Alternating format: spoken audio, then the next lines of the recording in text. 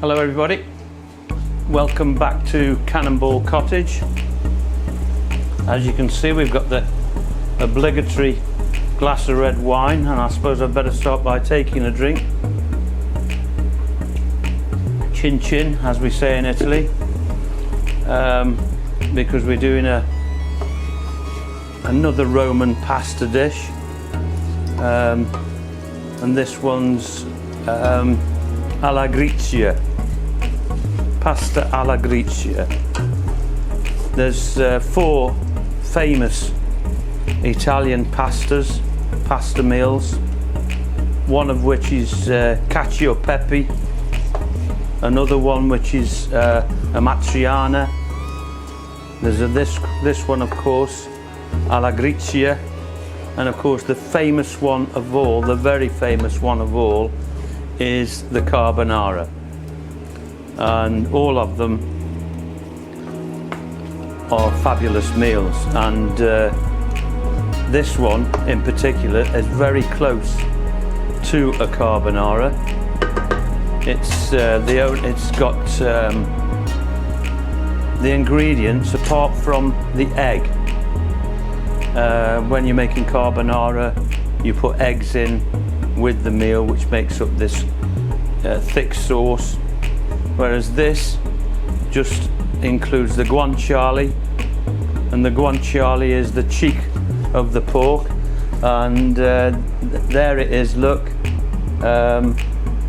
This was much bigger, and of course we've been using it, and of course now it's getting down to the narrow end, and this is very hard to come by, and it's also very expensive. But if you want authenticity, when you're making a Roman pasta dish, you need the guanciale. If you don't have this, you can use pancetta, or at worst you can actually just use some bacon.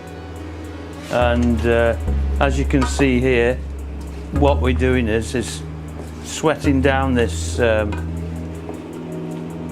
guanciale, because what we're trying to do is extract all of the fat from the cheek. And as you can see, it's a very, very fatty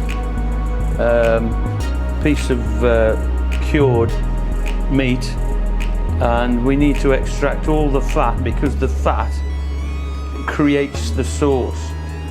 It gets sort of emulsified with the pasta water, and of course the pecorino. We've got some pecorino cheese here, which I've actually grated up myself. I've got some oil here just in case we need oil, but by the looks of this, we certainly don't need any oil. We've got plenty of fat coming out of that. I'm just going to turn up this pan a little bit to try and get this guanciale a little bit crispier. We're actually going to serve it with penne pasta, but you can actually serve it with any pasta, the pasta of your choice. Rigatoni, bucatini, spaghetti, spaghettoni, whatever it is that you choose, whatever your favorite pasta is, this is the meal that you can actually, you just use what it is that you prefer. But I've just got to hang on a little bit more here, because some of this guanciale hasn't you can see where it's actually gone translucent, but I need to extract some more of the fat. We need it it's only on a very low heat, and the reason for that is to try and get all the fat out of the guanciale. And also at the same time, sounds ridiculous really, because the end product, before we actually scoop this out, we also need it quite crispy. At this point, you're trying to stop it from crisping up, but the end product is a crispy result. But just at this moment, I can't quite take it out just yet. It just needs a little bit longer. But these, as I've just mentioned, the 4 most famous Italian stroke Roman pasta dishes are those that I've just mentioned. Cacio e pepe, the amatriciana, if I've pronounced that right, I'm not sure. This is Alla Gricia, and then of course the carbonara. The amatriciana is similar to what we're doing now, but it contains tomatoes. And of course you know full well, I think, what the carbonara is. However, there's no cream in it. The cream actually is developed by using pasta water and the pecorino cheese, which actually all emulsifies, and you get this great creamy sauce without adding any cream. The cacio e pepe is just basically pepper. It's a pepper dish. And again, each to their own. In fact, I haven't done that particular video. I've done the two previous, the amatriciana and the carbonara, and now I'm doing the alla gricia. So I shall have to do the cacio e pepe. Now I don't know if you can see this, but the guanciale is beginning to crisp up, and the fat, look at the fat in there, absolutely wonderful. And we'll need all that, and you'll see how that actually works. And as I said, I've got penne pasta on the stove top just behind me, and I shall be bringing that across in a second or two, because we're going to start creating the sauce. I'm just going to turn that up again slightly now to try and crisp up what we've got. It's looking good. And of course, once it is crisped up, we remove that, and I'm just going to sort out this pasta. I'll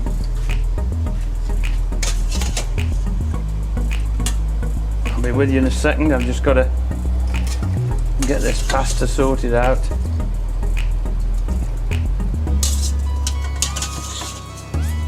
Here we come. I shall need that. I'll just move the wine out of the way, and that's just an excuse to have another drink.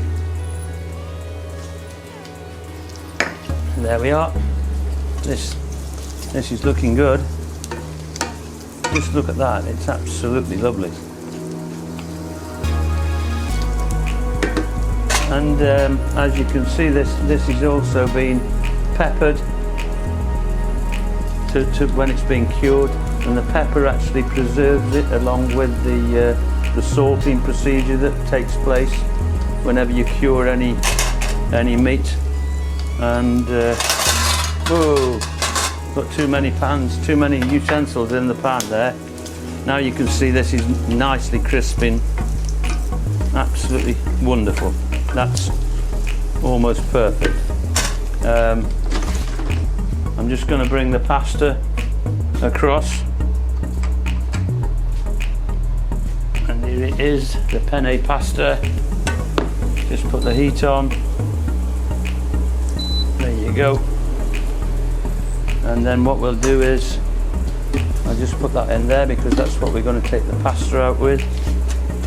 And what we're going to do now is take out the guanciale. As you can see now, most of it's nicely crisped up. I'm going to look at that, absolutely wonderful. There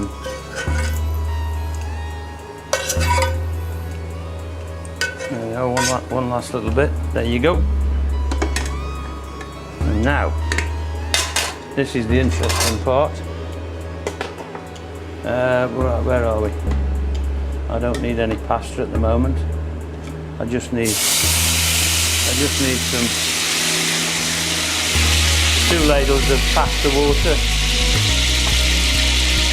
to begin with. There you go, look at that. Fascinating how this starts to emulsify.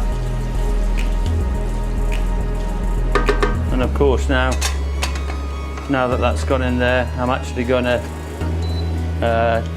put the pasta in. This pasta's been, the packet says 10 to 12 minutes. I've cooked this for 8.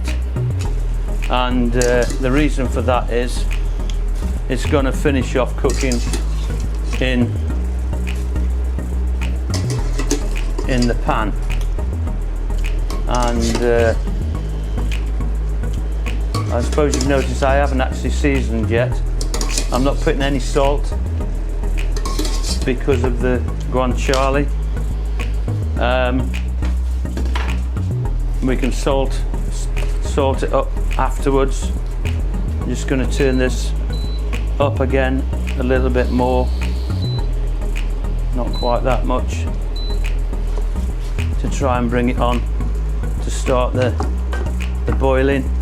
Let it simmer down, and all of this,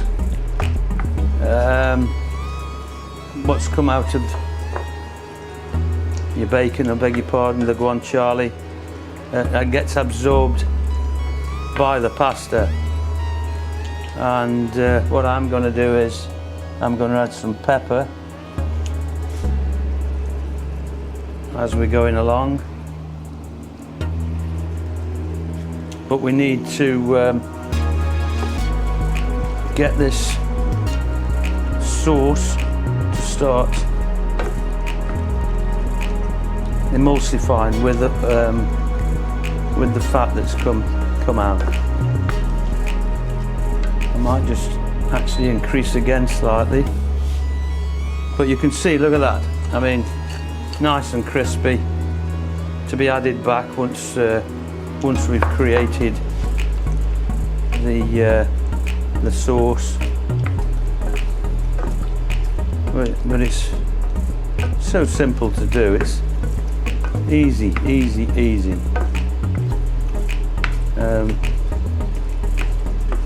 And now I'm going to start adding some of the pecorino to try and increase the sauce itself.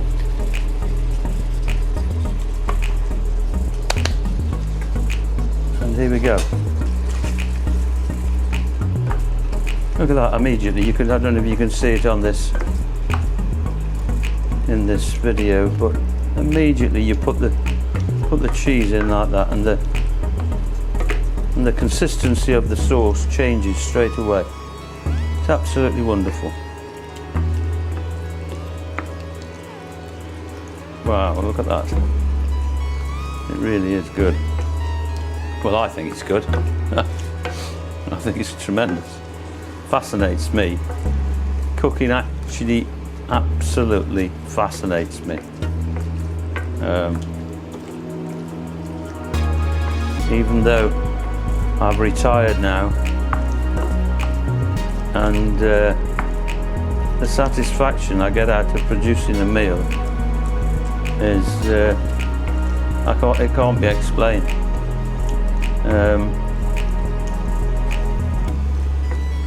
But it makes, I suppose it makes me happy to be able to create a meal and put it on the table, even if I'm not going to eat it. As long as someone else is happy having the food that I've created, it's quite a satisfying thing, really, to know that the people that you're feeding are happy. There you go. We just put a little bit more pecorino in.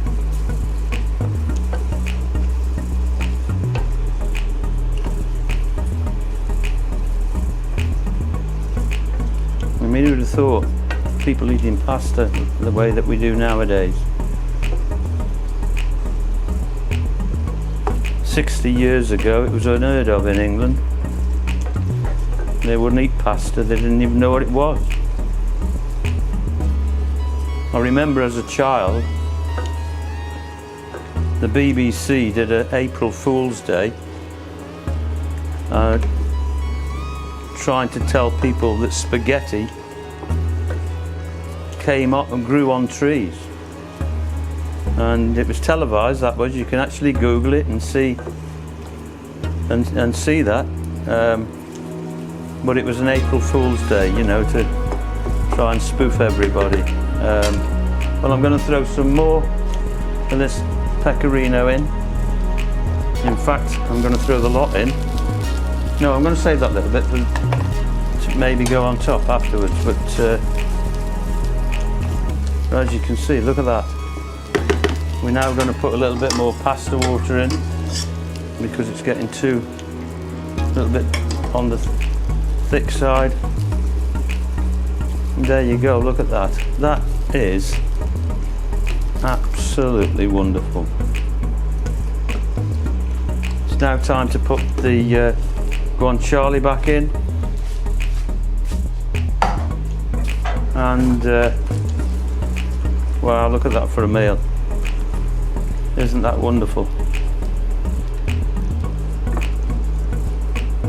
That's assuming you enjoy Italian food. Pasta alla Gricia, this is called. And I don't know whether to put a little bit more liquid in or not. But just look at it. Absolutely. Look at that.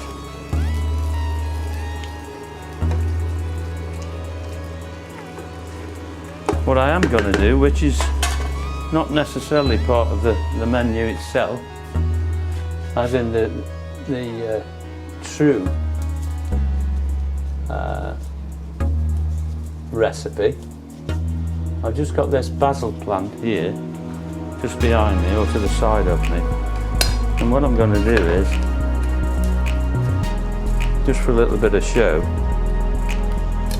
is just to add a little bit of basil, just to finish it off like that. And there you have it. I'm just going to get a dish. I'm actually going to turn this down now and move the pasta water out of the way. I'm going to get a dish.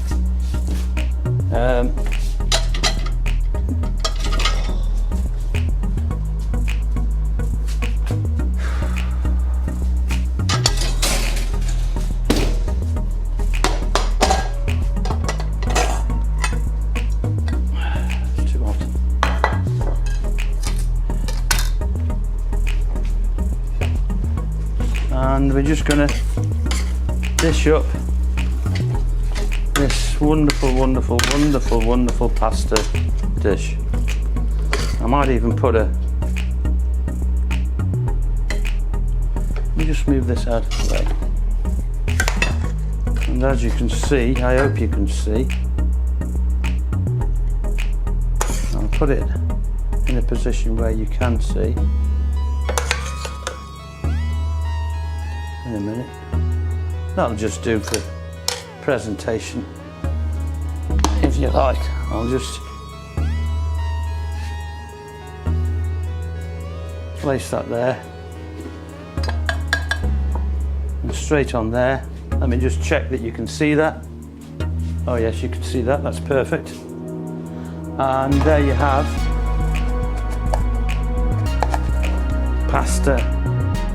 penne pasta alla Gricia here in Cannonball Cottage in the afternoon. I hope you've enjoyed seeing that, how that's done. I hope you like what you've seen. If you haven't subscribed to our channel, please do. It's free to subscribe. Please make a comment, and I'll get back to you with any queries that you may well have. Give us a thumbs up and share. Thanks very much for watching. See you again soon.